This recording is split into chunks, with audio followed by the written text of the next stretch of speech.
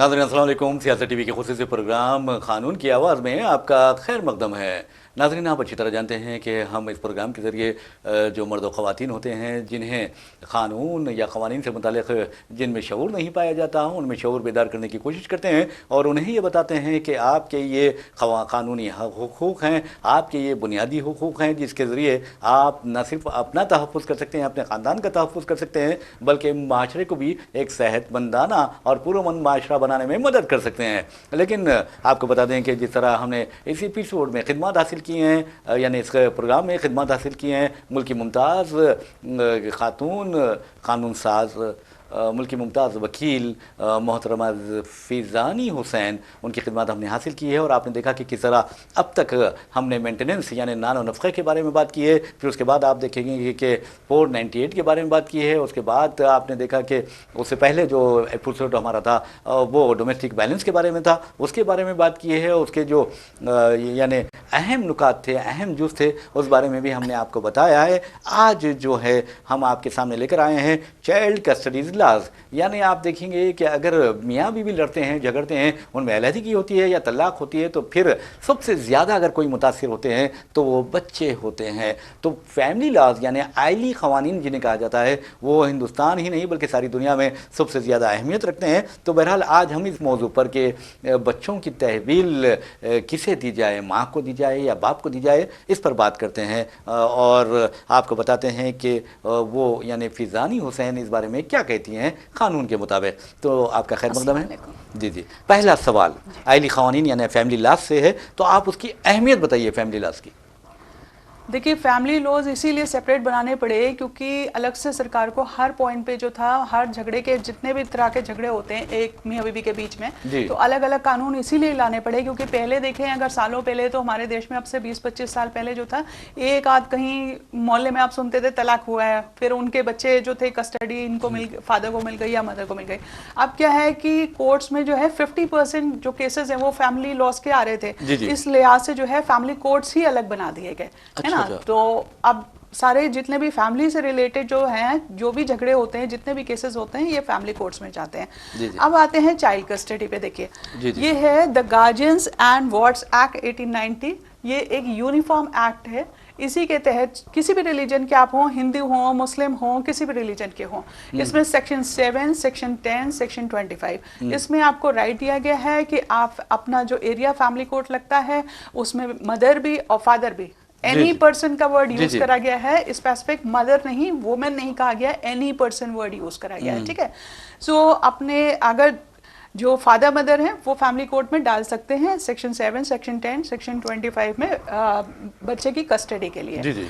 अच्छा, Hindu minorities act में उनको ये एडवांटेज है, उसमें ये सेक्शन 6 में कहा गया है कि 5 साल से नीचे का बच्चा होगा तो माँ को जाएगा, 5 साल से ऊपर का होगा तो कोर्ट कंसीडर करेगी और फादर को कस्टडी मिल सकती है। लेकिन अगर गार्जियन एंड वार्ड्स एक्ट में देखें तो इसमें जो है सिर्फ माइनर वर्ड का इस्तेमाल करा गया है सेक्शन 2 में। माइनर मीन्स 18 साल से नीचे का बच्चा जो भी हो तो उसकी कस्टडी माँ और बाप क्लेम कर सकते हैं। इसमें थोड़ा वाइडर स्कोप लिया है। मान लीजिए कोई बच्चा ऐसा है कि जिसके दोनों माँ बाप एक्सीडेंट में मर गए, है ना, तो अब नाते रिश्तेदार उनके जो हों या जिसके नाते रिश्तेदार नहीं हो तो कोई और हो, कोई तो बच्चे की टेक केयर करेगा ना। कभी कभी ऐसा होता है कि बच्चा जो है अमीर भी है तो उसके पीछे प्रॉपर्टी भी बहुत है, लेकिन माँ बाप का इंतकाल हो गया एक्सीडेंट में या किसी और वजह से, तो एरिया कलेक्टर है, डीएम है यहाँ की, हाँ, तो उनके यहाँ एप्लीकेशन डाली जा सकती है, मतलब थर्ड पार्टी की तरफ से भी, कि ये बच्चा है, ये है, इसकी ये प्रॉपर्टी है, तो वो बच्चे के मुतालिक भी और प्रॉपर्टी के मुतालिक भी एप्लीकेशन डालेगा कि मुझे इसका गार्जियन अपॉइंट कर दिया जाए। तब कोर्ट लीगली ऑर्डर पास करके सब कुछ एनालाइज करके फिर ऑर्डर पास करती है। तो बच्चे की मर्जी शामिल रहती है इसमें?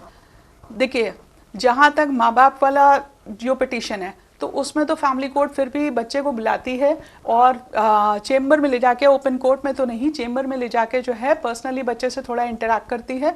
अगर बच्चा समझदार है और कोर्ट के जजेस के मतलब जज के जो है सवालों का जवाब दे पा रहा है तो कोर्ट इससे ऑब्जर्व कर लेती है कि बच्चे की मंशा क्या है, बच्चा क्या चाहता है, कि माँ के साथ रहना चाहता है या फादर के साथ रहना चाहता है और किसका सुलूक उसकी तरफ कैसा है, ये भी इंपॉर्टेंस रखता है। बहरहाल नाज़रीन, आपको बता दूं कि जहाँ तक फिजानी हुसैन साहबा का सवाल है, उन्होंने अच्छे अंदाज में बताया कि जो बच्चों की तहवील होती है वो किस तरह किस सूरत में दी जाती है। मिसाल के तौर पर उन्होंने जिस तरह बताया कि 5 साल से कम उम्र जो होते हैं, बच्चा हो या बच्ची हो, माँ को दे दी जाती हैं, और वो भी हिंदू माइनॉरिटी एक्ट के तहत उन्होंने ये बात बताई है। लेकिन एक सवाल ये पैदा होता है कि अक्सर ये देखा जाता है कि ख़वातीन को ज़्यादा एडवांटेज मिल रहा है, क्योंकि आप देखेंगे कि बाप को तहवील नहीं दी जाती बच्चों की, बल्कि आप देखेंगे कि ख़वातीन को दी जाती है। जी, बेसिकली हमारे कंट्री में ये देखा जाए तो कोर्ट अब तक थोड़ा औरतों से ज़्यादा, बीवियों से ज़्यादा सिंपथाइज रहती हैं, क्योंकि उनको लगता है कि तलाक मिलते ही अलग होते, शोहर तो आगे चल के अपनी दूसरी शादी कर लेगा, लेकिन जो बीवी है तो वो थोड़ा वल्नरेबल, मतलब वीक कंडीशन में आ जाती है बच्चे के साथ में। हाँ, तो इसलिए बच्चे अभी उनसे अलग कर देंगे तो वो और ज़्यादा डबल पेन, उन पर डबल टॉर्चर होगा, हरासमेंट होगा। तो नॉर्मली ये देखा जाता है कि बच्चा जो है उसको माँ को दे देते हैं और फादर को विजिटेशन राइट दे देते हैं, है ना। 60% केसेस में कम से कम हम लोग यही देखते हैं। और फादर बेचारा क्या होता है, अब उसको हफ्ते में 1 दिन या 2 दिन की जो है विजिटेशन राइट मिली है, वो भी कुछ घंटे की।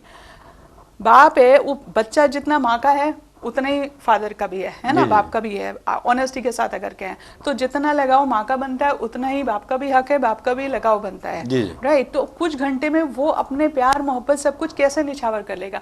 वो भी कोर्ट ये कहती है कि माँ लेके जाएगी फादर जो है 3-4 घंटे को, तो वो माँ के रेडार में रह के, मतलब माँ यहाँ बैठी हुई है तो वो कहीं बाहर पार्क में या मॉल में या रेस्टोरेंट में या जहाँ भी मिलने का वो ठीक समझती हैं, ले जाती हैं बच्चे को, और थोड़ी दूर पे फादर बैठ के कुछ घंटे बस बच्चे से इंटरेक्ट कर लेते हैं। प्रैक्टिकली अगर ये देखा जाए तो इस तरह के विजिटेशन राइट मिलते हैं। अब इस पे जो है अपने तेलंगाना हाई कोर्ट का जो है अभी रिसेंट का ही जजमेंट आया है, ये बहुत एक अच्छा जजमेंट आया है, इसका दिखाएंगे अपने व्यूअर्स को। यह है हर्षा वर्सेस श्रीमती पूजा का दिसंबर 2020 का जजमेंट है। और इसमें कोर्ट ने एक तो सबसे पहले वो लाइन पढ़ना चाहेंगे जो विजिटेशन राइट के ऊपर कोर्ट ने ऑब्जर्वेशन दिया है, ठीक है। पैरा 26 है, A parent cannot be a guest in the life of their child. जी। कितनी प्यारी, बहुत अच्छी बात कही है। If visitation rights only are granted for limited hours, है ना, कि कुछ घंटे के आप अगर विजिटेशन फादर को दे देंगे या मदर को दे देंगे तो वो तो बच्चे की जिंदगी में गेस्ट बन के रह जाएगा, मेहमान बन के रहेगा। हाँ, कि आया चंद घंटे बैठा, जैसे मेहमान आते हैं हमारे घर, चंद घंटे बैठे, चाय पी और चले गए, तो फादर भी आया, खिलौने लाया, हेलो हेलो कहा, बच्चे को फिर चला जाएगा।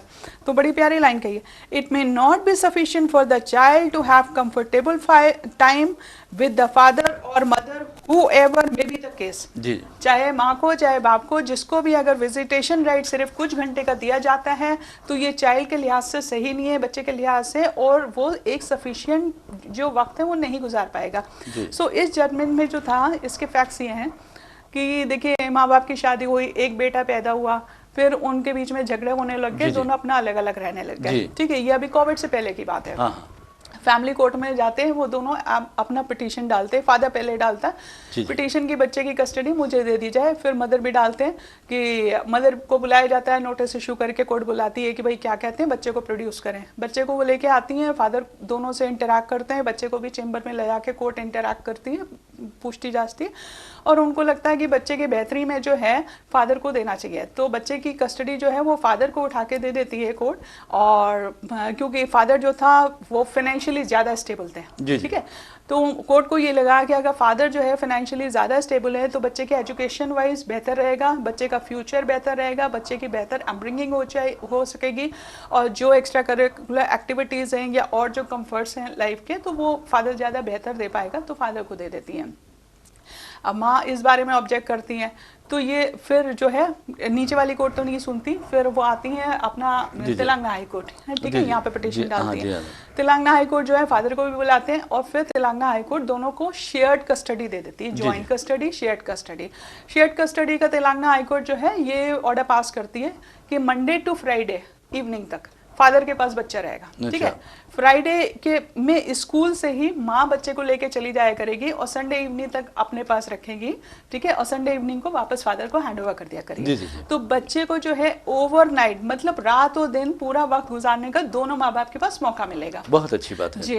अब इसमें माँ जो है क्या करती है, शुरू में तो सब ठीक चल रहा होता है, जब कोविड का टाइम आता है तो कोई बाहर नहीं निकल रहा होता है, तो लिहाजा वो ये कह के मना कर देती है हस्बैंड को कि मैं तो बच्चा नहीं भेजूंगी वापस, क्यों, क्योंकि कोविड का टाइम चल रहा है, मैंने तो उसको नहीं बाहर निकालना है। अब हस्बैंड बड़ा परेशान रहता है, खैर नॉर्मल टाइम आता है 2022 में, तो दोबारा तब जो वो किसी तरह कोर्टों का रुख करता है, हाई कोर्ट में आता है, वो बोलते हैं कंटेम्प्ट ऑफ कोर्ट हुआ है, इन्होंने कोर्ट का ऑर्डर वायलेट करा, कंप्लाई नहीं करा है कि भाई जिस लिहाज से शेयर्ड कस्टडी थी हम दोनों की, आधे मंडे टू फ्राइडे में रखूंगा, फ्राइडे टू संडे ये रखेंगी, तो इनको बुलाया जाए, इन्होंने कैसे बच्चा अपने पास रिटेन कर लिया।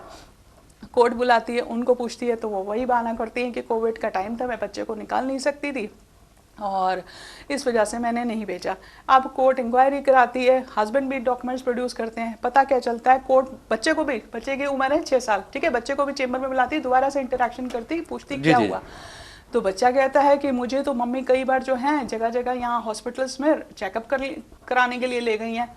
तो कोर्ट पे इंक्वायरी बिठाती, पता चलता है तो माँ ने क्या किया कि अपने पास बच्चा तो रख लिया और यहाँ डिफरेंट एरिया पुलिस स्टेशन, तो एरिया पुलिस स्टेशन कई पुलिस स्टेशन में उन्होंने ये एक कंप्लेन हस्बैंड के अगेंस्ट में डाल दी, फादर के अगेंस्ट में, कि जब जब बच्चा उनके पास में जाता है तो बच्चे के साथ में जो है अननेचुरल सेक्स करते हैं, इमोरल एक्ट करते हैं। आजकल ये बड़ा 377 का फैशन चल गया, एलिगेशन झूठा एक दूसरे पे लगाने का, है ना, जो कि हम लोग 376 में भी देखते हैं, वहां भी लड़कियां इस तरह के एलिगेशन लगा देती हैं और तलाक के केसेस में भी अब तो ये बनने लग गया एलिगेशन।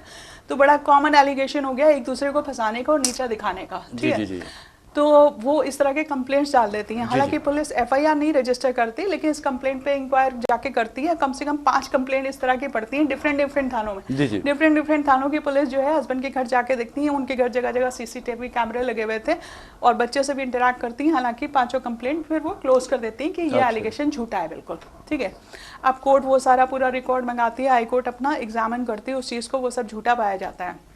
फिर वो जो है, जो कि कंटेम्प्ट का पिटीशन था, फिर मदर को जो था बहुत टाइट करती हैं कि क्योंकि कंटेम्प्ट में तो आपको जेल भेजा जा सकता है। खैर वो अपॉलजी टेंडर करती हैं, लेकिन माफ़ीनामा कोर्ट में दिया जाता है कि आगे से ऐसा नहीं करूँगी। तो वो कहते हैं कि बाप के पास तुमने कोविड का बहाना करके नहीं भेजा और बच्चे को तुम हॉस्पिटल सिर्फ यही एग्जामिनेशन कराने ले जा रही हो कि बच्चे के साथ कहीं कुछ गलत तो नहीं हो रहा है कोविड टाइम में, फिर क्यों ले गई तुम बाहर निकाल के। फिर जो है कोर्ट फिर जो है बाप को देने लगती है। तब ये माँ जो होती हैं कि काफ़ी माफ़ीनामा कोर्ट में लिख के देती हैं, तब फिर उनके रिक्वेस्ट पे रोने धोने पे फिर कोर्ट जो है फिर से शेयर्ड कस्टडी ग्रांट कर देती है। तो इसमें डिफरेंस ये हो जाता है कि मंडे टू थर्सडे इवनिंग तक जो है वो फादर को कस्टडी मिलेगी और थर्सडे के बाद में स्कूल के बाद से माँ जो है अपने साथ ले जाएंगी और संडे इवनिंग को बच्चा वापस बाप के पास रहेगा। तो और हाँ, इसमें फेस्टिवल के लिए भी कोर्ट कह देती है कि अगर कोई भी फेस्टिवल 2 दिन का है तो 1 दिन का फेस्टिवल बच्चा बाप के साथ गुजारेगा, 1 दिन का फेस्टिवल माँ के साथ गुजारेगा। इसी तरह से गर्मियों की छुट्टियां होती हैं, जाड़ों की छुट्टियां होती हैं, तो आधी छुट्टियां फादर के साथ गुजरेंगे, आधी छुट्टियां माँ के साथ गुजरेंगे। अच्छा, एक बात बताइए कि इस तरह का ऑर्डर बहुत अच्छा, बहुत बैलेंस अप्रोच के साथ में कोर्ट ने पास कराया। अच्छा, एक बात बताइए, ये आपने 2 मिसाल पेश की है, ठीक है, जो भी माँ बाप सुन रहे होंगे उन्हें ये सोच लेना चाहिए कि वो किसका बुरा कर रहे हैं, अपनी अलहदगी के जरिए, अपनी तलाक के जरिए। ये बच्चों का बुरा होता है और बच्चों का बुरा करना मैं समझता हूँ कि बहुत बड़ी नाइंसाफ़ी है उनसे, क्योंकि उनके मुस्तकबिल का सवाल होता है, उनके जो नफ्सियात की सेहत होती है, साइकोलॉजिकल हेल्थ होती है, उसका सवाल होता है। लेकिन एक बात देखिए कि जहाँ तक माँओं का सवाल है, अक्सर जो बाप को कस्टडी दे दी जाती है उसके पीछे ये कहा जाता है कि माँ अनफिट है या बीमार है या माशी तौर पर मुस्तहकम नहीं है। देखिए, इस पे जो है सुप्रीम कोर्ट के 2 जजमेंट आज हम लेकर आए हैं। इसमें सुप्रीम कोर्ट ने गाइडलाइंस ले डाउन करी हैं कि बच्चे की कस्टडी देते समय जो है वो मेन क्या कंसिडर किया जाएगा। पहला जजमेंट है गायत्री बजाज वर्सेस जितेंद्र बिरला का और दूसरा जजमेंट है मॉस्पी वर्सेस जयंती का, ठीक है। इसमें क्लियर कट जो है वो गाइडलाइंस ले डाउन करी है कोर्ट ने। पढ़ना चाहेंगे पैरा 14 में। The principles of law in relation to the custody of a minor child are well settled. It is right that while determining the question as to which parent the care and control of a child should be committed, the first and the paramount consideration is the welfare and interest of the child and not the rights of the parents under a statute. मतलब आप चाहे कोई भी statute कितना भी कह रहा हो कि भाई माँ को मिलना चाहिए, जैसे हिंदू माइनॉरिटी एक्ट का भी हम लोगों ने जिक्र करा, लेकिन अगर कोर्ट इंटरैक्ट करेगी और उन्हें लगेगा कि बच्चे का जो है पैरामाउंट इंटरेस्ट जो है, बच्चे के जो फर्स्ट प्रायोरिटीज है उसको सबसे पहले मद्देनजर कंसीडर करेगी, ठीक है। अब उनको कभी कभी ऐसा होता है कि बाप पैसे वाला तो है, ठीक है, लेकिन उसके पास वक्त नहीं है, वो बाहर काम में बिजी है या उसने दूसरी शादी कर ली है, तो बच्चे पे और भी एक तरह से अत्याचार हो गया, स्टेप मदर पे रह रहा है ना। तो कोर्ट ये सारे सिचुएशन जो है एग्जामिन करके अगर फिर भी देखती है कि चलो वो पैसे वाला तो है, सब कुछ है, तो उस कंडीशन में जो है उल्टा फादर को जो है वो डायरेक्शन दे देते हैं कि आप पर मंथ का इतना मेंटेनेंस तो माँ को देंगे, पर मंथ इतना मेंटेनेंस बच्चे के नाम पे दोगे, लेकिन बच्चा जो है 18 साल तक माँ के साथ ही रहेगा, है ना। तो बच्चे के लिए जो है कुछ एक क्राइटेरिया कोर्ट ने ले डाउन कर दिया है। सबसे पहले तो Paramount consideration is the welfare and interest of the child. वो कोर्ट बच्चा से थोड़ा इंटरैक्ट करके, माँ बाप से इंटरैक्ट करके कोर्ट को पता चलता है। दूसरा है better financial resources of either of the parents और their love for the child में be one of the relevant consideration, कि माँ बच्चे से ज्यादा अटैच है या फादर ज्यादा अटैच है ना। तो it varies from case to case. अच्छा, ये बताइए, चलिए माँओं की बात करते हैं या बाप की बात करते हैं, तो ऐसा लगता है कि अक्सर ये केसेस में देखा गया कि माएँ जो हैं वो बच्चों को सिखाती हैं, यानी बाप के खिलाफ भड़काती हैं, उकसाती हैं और कहती हैं कि तुम्हारे जो वालिद साहब हैं या तुम्हारे पिताजी हैं, तुम्हारे डैड हैं, तुम्हारे पप्पा हैं, वो बहुत ख़राब हैं, तुम मत जाना वहाँ पर। लेकिन और इधर देखें मर्दों की तरफ, वो भी इसी तरह के काम करते हैं। मर्द नहीं करते लेकिन उनके जो रिश्तेदार हैं वो करते हैं काम। तो क्या हल निकलेगा इसका? देखिए, इसके लिए पहले तो इस जजमेंट में जो अभी तेलंगाना हाईकोर्ट का हमने जजमेंट पढ़ा है, इसमें बहुत क्लियरली कोर्ट ने डायरेक्ट करा है प्रिंसिपल्स, ये पूरे तेलंगाना के लिए उन्होंने ले डाउन करे। This court further directs both the parents as under to win each other the parents shall not use the child as pawn against each other. ठीक है, एक दूसरे के ऊपर जीत बनाने के लिए बच्चे को आप बलि का बकरा नहीं बनाएंगे, मोहरा बना दिया। हाँ। दूसरा, the parents should not poison the mind of the child. बहुत अच्छी बात है। हाँ, ठीक है, कि एक दूसरे के अगेंस्ट में जो ब्रेन वॉश करते रहते हैं ना, कि कोर्ट में जाना तो बोलना पप्पा खराब है, ये वो फादर उल्टा सिखाते हैं कि कोर्ट में जाना तो कहना माँ मारती है, तुम भी करती हैं, है ना। तो ये नहीं करना चाहिए। The child shall not be given mobile phone, he can use the mobile phone only under parental guidance। ठीक है, आजकल इतना ज्यादा टेक्नोलॉजी हो गई है, बच्चा पढ़ने से ज्यादा तो मोबाइल पे लगे रहते हैं। मोबाइल गेम्स आजकल कितने फेमस हो गए। Both mother and father shall have the custody of the child during vacation equally. उसके बाद फिर उन्हें आगे दिया है। एक सवाल ये पैदा होता है, बहुत अच्छी बात है, क्योंकि हम दुनिया की बात करते हैं तो दीन को भी लाना चाहिए दरमियान में, क्योंकि दीन के बगैर दुनिया नामुकम्मिल होता है। तो आप ये बताइए कि देखिए मिडिल ईस्ट में अगर आप जाएंगे या अरब कंट्रीज में आप जाएंगे तो वहाँ पर आपको ऐसे बच्चे मिलेंगे जिनके माँ बाप का तलाक हो चुका है, तलाक हो चुकी है और या अलहदगी हो चुकी है, फिर भी वो उन्हें बच्चे जो हैं बाप को भी चाहते हैं, माँ को भी चाहते हैं। लेकिन हमारे मुल्क में ऐसा क्यों होता है? यानी जहर घोलने की जो बात होती है, खुद अदालत कह रही है कि अब पेरेंट्स में से किसी को भी एक दूसरे के खिलाफ अपने बच्चे के जहन में जहर नहीं घोलना चाहिए। देखिए, इसका मेन तो खौफे खुदा नहीं है जी, बिल्कुल। एक तो खौफे खुदा सबसे पहले रहना चाहिए कि आज जो आप कर रहे हैं, एक ना एक दिन आपने ऊपर जाना है। दुनिया नहीं भी देख रही होगी, आप अकेले में भी बच्चे को जाके एंटी ब्रेन वॉश कर रहे हैं तो भी अल्लाह ताला तो देख रहे हैं ना, वहाँ तो नजर है आपकी, कभी ना कभी तो पकड़ होगी ना जिंदगी में। तो उस बात का आपको डर रहना चाहिए ये सब। और आप ये सोचिए, आप एक अपने ही बच्चे के दुश्मन बन के उसकी गलत तरबियत कर रहे हैं। जी, ये बात उसको अंदर में झूठ डाल रहे हैं, यानी उसकी माँ से जुदा कर रहे हैं आप। एक तो माँ से जुदा कर रहे हैं या वैसा वर्षा कह लें तो फादर से जुदा कर रहे हैं ना। दोनों ही पेरेंट्स पे अप्लाई हो सकता है कि वो ब्रेन वॉश इस तरह से कर रहे हैं। एक तो पहला कि आप जुदा कर रहे हैं, दूसरा उसको झूठ बोलना सिखा रहे हैं कि जो बातें हुई भी नहीं वो भी आप उसके दिमाग में डाल रहे हैं कि कोर्ट के सामने जाना तो आप ये कह रहे हैं। तो आप एक तरह तो अपने बच्चों की ना गलत तरबियत ना करें।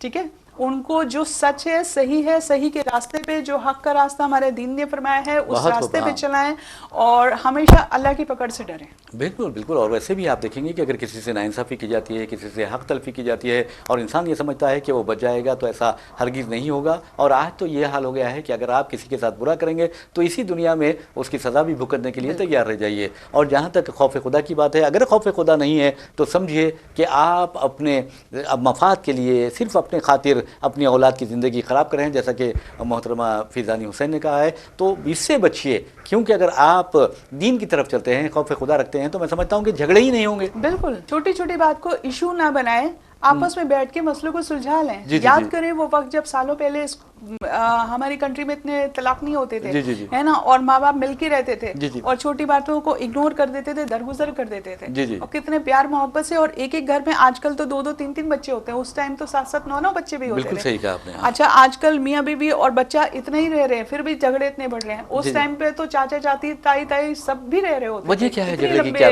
खानदान रह रहे होते थे। झगड़े की वजह क्या है? बेरोजगारी है, या झगड़े की वजह आप अंदाजा कीजिए कि जो मुल्क के हालात हैं वो हैं, या फिर शौहर के जो ख़राब आदत और अतवार हैं वो हैं, क्या है वजह? देखिए कई वजह हो सकती हैं। अगर आप अपने तेलंगाना का ही ले लें तो हम तो तेलंगाना सरकार को और हाई कोर्ट को सल्यूट करेंगे कि उन्होंने जो है गुटखा बैन कर दिया यहाँ जी पे, जी जी जी है ना। तो अगर प्रैक्टिकली यहाँ पर देखा जाए जी तो जी, जो बहुत लोअर तबका है या आम बच्चे भी कह लें तो वो गुटखा खाने की ऐसी आदत पड़ जाती है जिससे आपका जो शरीर है उसमें जो जिस्म है उसमें वो ताकत नहीं रह जाती है, ठीक नहीं रह जाता है, उतना स्ट्रेंथ नहीं रह जाती। नतीजा क्या होता है, बीवी भी कब तक बर्दाश्त करेगी। शुरू में झगड़े बढ़ते हैं, उसके बाद में मारा पीटी होती है, फिर तलाक होते हैं। तो इस वजह से भी घर टूट रहे थे। तो हर लिहाज से फिर देख के तेलंगाना सरकार ने और हाई कोर्ट ने भी उसको कंफर्म करा सर्कुलर को, और फिर यहाँ तो गुटखा बैन कर दिया है। हालांकि वो अभी सुप्रीम कोर्ट में पेंडिंग है ये मामला। और ये है कि भाई पेशेंस, एक दूसरे की ना बात की बर्दाश्त सब लोगों में खत्म हो गई है। अच्छा। कुछ इसकी वजह जो है महंगाई भी कह लें, कुछ इसकी वजह से अनएम्प्लॉयमेंट भी कह लें कि लोगों के पास नौकरी नहीं है, वो फ्रस्ट्रेशन में आया घर पे, है ना, पैसे उसके पास है नहीं, बीवी ने 4 फरमाइश कर दी, छोटी सी बात झगड़ा बन गई। ठीक है, तो इसका मतलब ये है कि जो महंगाई का आपने कहा है, बेरोजगारी का कहा है, तो जो तलाक़ें हो रही हैं हिंदुस्तान में उसके लिए मोदी जी जिम्मेदार है? देखिए हम किसी के एक के ऊपर तो पॉइंट आउट नहीं करेंगे, लेकिन आज का अगर प्रैक्टिकल सिचुएशन देखा जाए तो आप देख सकते हैं कि अनएम्प्लॉयमेंट भी है, महंगाई भी है, स्ट्रेस लेवल भी बढ़ गया है। कितनी बड़ी बड़ी कंपनीज कह रही हैं कि पहले हम लोग देखिए 9 to 5 काम करते थे, तब भी घर चला करते थे। आज वो कह रही है 70 घंटे 90 घंटे वीक में काम करो। तो कितना बर्डन एक इंसान पे पड़ जा रहा है। वो इंसान है, मशीन नहीं, कंप्यूटर नहीं है ना, कि आप इतने आवर्स जो IT सेक्टर का कर देख लें, इस तरह से अनाउंस कर रहे हैं, तो कितना स्ट्रेस पड़ रहा है। एक बात मैं आपको बताना चाहूँगा कि हमारे मुल्क में अब जैसा कि आपने कहा है कि 70 घंटे या फिर 90 आवर्स जो बात करने के काम करने की बात हो रही है, उसमें ये कहा जाता है कि अक्सर मियाँ बीवी के झगड़े उनको एक दूसरे को वक्त ना देने की वजह से हो रहे हैं। फिर ये क्यों देते हैं ऐसे मशवरे? जो पढ़े लिखों में ज्यादातर जो तलाकें हो रही हैं, तो एक केस तो बल्कि मेरे पास खुद के पास एक ऐसी आया, तो लड़की यंग ही होगी, मुश्किल से ऐसी होगी 26-27 साल की। तो हमने कहा कितना वक्त आपने गुजारा है अपनी शादी में, तो कहती हैं मतलब 1 साल उन्होंने गुजारा। तो हमने कहा एक दूसरे के साथ कितना गुजारा? बोली वही तो मेन पॉइंट है, मेरी नाइट शिफ्ट होती है, इनकी डे शिफ्ट होती है। जब ये घर आते हैं तो ये पढ़ के सो जाते हैं, और जब मैं घर आती हूँ तो मैं पढ़ के सो जाती हूँ। एक दूसरे के साथ सिर्फ हाई लो टाइप से रिलेशनशिप रही पूरे 1 साल में। आप ये समझिए कि दोनों मियाँ बीवी IT के बंदे हैं, दोनों मियाँ बीवी वर्किंग है, एक दूसरे के साथ वक्त नहीं गुजार रहे हैं, दोनों की अलग अलग शिफ्टें हैं, high low type visiting kind मियाँ बीवी होकर भी रिलेशनशिप बन गई है। तो अंडरस्टैंडिंग तो बैठेगी नहीं। जब अंडरस्टैंडिंग नहीं बैठेगी तो फिर तो उनको लगेगा ये मुझे नहीं समझता, उनको लगेगा ये मुझे नहीं समझता, यानी दोनों एक दूसरे को नहीं समझ रहे। हाँ, फिर तलाक का रास्ता। बहुत अफसोस होता है। बहरहाल नाज़रीन, आपको बता दूं कि मोहतरम फ़िज़ानी हुसैन ने एक अहम चीज़ की तरफ तवज्जो दिलाई है, और वो है गुटखा। गुटखा देखिए, अब जहाँ तक हमारे शहर हो या शहर के अतराफ हो, अकनाफ हो या रियासत में हो, उस बारे में कहा जा रहा है ख़ासतौर पर मुस्लिम माशरे में, और ख़ुद आप देखेंगे कि जो दौलतमंद हिंदू तबका है वो भी बहुत ज़्यादा गुटखा खाता है। तो गुटखे खाने की वजह से उनकी जो सेहत पर असर पड़ता है, ख़ासतौर पर जो उनकी जिनसी सेहत पर असर पड़ता है और उनके सेक्शुअल लाइफ पर असर पड़ता है, उसके नतीजे में तलाक़ के बहुत ज़्यादा वाक़यात पेश आ रहे हैं। और ऐसे वाक़यात को रोकने के लिए गुटखे पर पाबंदी आयद की गई है, लेकिन ऐसा लगता है कि रुकने वाला सिलसिला नहीं है। लेकिन जहाँ तक माशरे की बात है, अगर आप माशरे को सेहतमंद बनाएंगे तो कहीं पर लड़ाई झगड़ा नहीं होगा। तो आप, चूँकि हमारे प्रोग्राम का वक्त करीब है, इख्तिताम की तरफ रवां दवा है, तो ऐसे में हम चाहेंगे कि मोहतरमा फ़िज़ानी हुसैन हमारे जो व्यूवर्स हैं उनको क्या मैसेज देंगे, खासतौर पर जो नौजवान तबका है? देखिए, एक तो यह है कि बुरी आदतों से दूर रहें, जी, दीन के रास्ते पे चलें, बहुत खूब जी, अल्लाह की पकड़ से डरें, और जहाँ तक हो सके दोनों मियाँ बीवी एक दूसरे की तरफ तहम्मुल से और बर्दाश्त से काम लें, छोटी छोटी बातों को इग्नोर करें, और प्यार मोहब्बत का एटमॉस्फेयर घर में डेवलप करें, जो कि बच्चे के अपब्रिंगिंग के लिए बहुत ज़रूरी है, और खुद की आपस की भी रिलेशनशिप स्ट्रॉन्ग बनाने के लिए बहुत ज़रूरी है। जी। तो इस चीज़ को हो सके तो मतलब ज़रा नज़र में रखें और ध्यान में रखें। बहुत खूब, बहुत ही अच्छा मैसेज भी था, और मैं समझता हूँ कि मुख्तसर लेकिन मुफीद मैसेज था। और आपको बता दूँ कि जिस अंदाज में उन्होंने कहा कि अगर मियाँ बीवी एक दूसरे को समझ जाएंगे तो फिर समझिए कि कोई झगड़ा होगा ना, अलहदगी होगी ना, तलाक होगा। तो बहरहाल नाज़रीन, इसी के साथ हम अपना प्रोग्राम कानून की आवाज़ इख्तिताम को पहुँचाते हैं। अपने मेज़बान मोहम्मद रियाज़ अहमद को इजाज़त दीजिए। इंशाअल्लाह फिर मुलाकात होगी, फिर बात होगी। तब तक के लिए अल्लाह हाफ़िज़। आपका भी बहुत बहुत शुक्रिया।